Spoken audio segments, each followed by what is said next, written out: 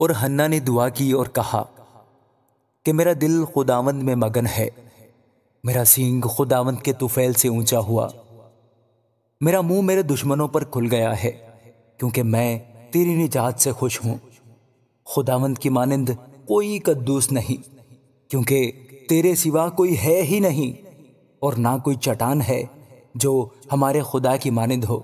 اس قدر غرور سے اور باتیں نہ کرو، اور بڑا بول تمہارے منہ سے نہ نکلے، کیونکہ خداوند خدائے علیم ہے اور اعمال کا تولنے والا۔ زور آوروں کی کمانیں ٹوٹ گئیں، اور جو لڑکھڑاتے تھے وہ قوت سے کمر بستہ ہوئے۔ وہ جو آسودہ تھے روٹی کی خاطر مزدور بنے، اور جو بھوکے تھے ایسے نہ رہے، بلکہ جو بانجھ تھی اس کے ساتھ ہوئے، اور جس کے پاس بہت بچے ہیں وہ گھلتی جاتی ہے۔ خداوند مارتا ہے اور جلاتا ہے، وہی قبر میں اتارتا اور اس سے نکالتا ہے۔ خداوند مسکین کر دیتا ہے اور دولت مند بناتا ہے، وہی پست کرتا اور سرفراز بھی کرتا ہے۔ وہ غریب کو خاک پر سے اٹھاتا اور کنگال کو گھورے میں سے نکال کھڑا کرتا ہے، تاکہ ان کو شاہزادوں کے ساتھ بٹھائے اور جلال کے تخت کے وارث بنائے، کیونکہ زمین کے ستون خداوند کے ہیں، اس نے دنیا کو انہی پر قائم کیا ہے۔ وہ اپنے مقدسوں کے پاؤں سنبھالے رہے گا، پر شریر اندھیرے میں خاموش کیے جائیں گے، کیونکہ قوت ہی سے کوئی فتح نہیں پائے گا۔ جو خداوند سے جھگڑتے ہیں وہ ٹکڑے ٹکڑے کر دیے جائیں گے، وہ ان کے خلاف آسمان میں گرجے گا۔ خداوند زمین کے کناروں کا انصاف کرے گا، وہ اپنے بادشاہ کو زور بخشے گا اور اپنے ممسوح کے سینگ کو بلند کرے گا۔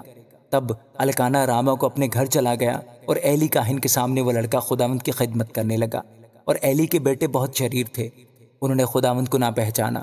اور کاہنوں کا دستور لوگوں کے ساتھ یہ تھا کہ جب کوئی شخص قربانی چڑھاتا تھا تو کاہن کا نوکر گوشت ابالنے کے وقت ایک سہ شاخہ کانٹا اپنے ہاتھ میں لیے ہوئے آتا تھا، اور اس کو کڑاہ یا دیگچے یا ہنڈے یا ہانڈی میں ڈالتا، اور جتنا گوشت اس کانٹے میں لگ جاتا اسے کاہن آپ رکھ لیتا تھا۔ یوں ہی وہ سیلہ میں سب اسرائیلیوں سے کیا کرتے تھے جو وہاں آتے تھے، بلکہ چربی جلانے سے پہلے کاہن کا نوکر موجود ہوتا، اور اس شخص سے جو قربانی چڑھاتا یہ کہنے لگتا تھا کہ کاہن کے لیے کباب کے واسطے گوشت دے، کیونکہ وہ تجھ سے ابلا ہوا گوشت نہیں بلکہ کچا لے گا۔ اور اگر وہ شخص یہ کہتا کہ ابھی وہ چربی کو ضرور جلائیں گے، تب جتنا تیرا جی چاہے لے لینا، تو وہ اسے جواب دیتا نہیں، تو مجھے ابھی دے، نہیں تو میں چھین کر لے جاؤں گا۔ ان جوانوں کا گناہ خداوند کے حضور بہت بڑا تھا، کیونکہ لوگ خداوند کی قربانی سے گن کرنے لگے تھے۔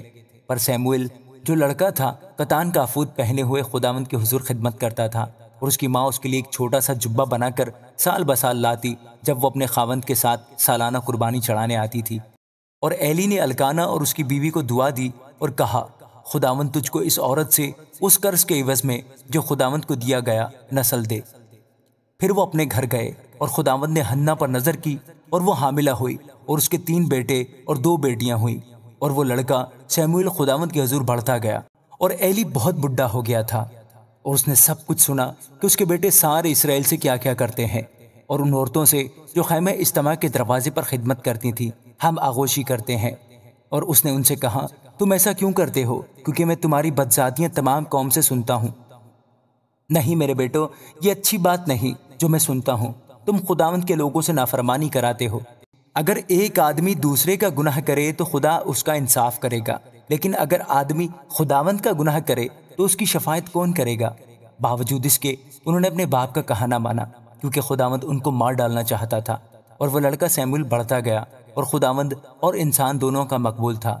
تب ایک مرد خدا ایلی کے پاس آیا اور اس سے کہنے لگا، خداوند یوں فرماتا ہے کہ میں تیرے آبائی خاندان پر جب وہ مصر میں فیرون کے گھرانے کی غلامی میں تھا ظاہر نہیں ہوا، اور کیا میں نے اسے بنی اسرائیل کے سب قبیلوں میں سے چن نہ لیا تاکہ وہ میرا کاہن ہو اور میرے مذبح کے پاس جا کر بخور جلائے اور میرے حضور افود پہنے؟ اور کیا میں نے سب قربانیاں جو بنی اسرائیل آگ سے گزرانتے ہیں تیرے باپ کو نہ دیں؟ بس تم کیوں میرے اس ذبیحہ اور ہدیہ کو جن کا حکم میں نے اپنے مسکن میں دیا لات مارتے ہو؟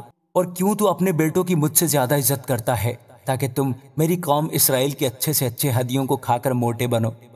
اس لیے خداوند اسرائیل کا خدا فرماتا ہے کہ میں نے تو کہا تھا کہ تیرا گھرانہ اور تیرے باپ کا گھرانہ ہمیشہ میرے حضور چلے گا، پر اب خداوند فرماتا ہے کہ یہ بات مجھ سے دور ہو کیونکہ وہ جو میری عزت کرتے ہیں میں ان کی عزت کروں گا، پر وہ جو میری تحقیر کرتے ہیں بے قدر ہوں گے۔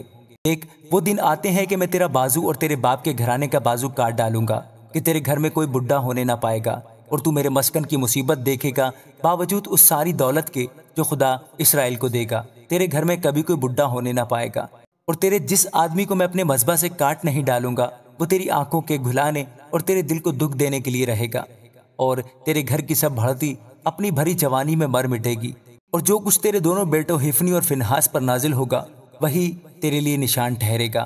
وہ دونوں ایک ہی دن مر جائیں گے، اور میں اپنے لیے ایک وفادار کاہن برپا کروں گا جو سب کچھ میری مرضی اور منشا کے مطابق کرے گا، اور میں اس کے لیے ایک پائیدار گھر بناؤں گا، اور وہ ہمیشہ میرے ممسوح کے آگے آگے چلے گا۔ اور ایسا ہوگا کہ ہر شخص جو تیرے گھر میں بچ رہے گا ایک ٹکڑے چاندی اور روٹی کے ایک گردے کے لیے اس کے سامنے آ کر سجدہ کرے گا اور کہے گا کہ کہانت کا کوئی کام مجھے دیجیے تاکہ میں روٹی کا نوالا کھا سکوں۔ آمین۔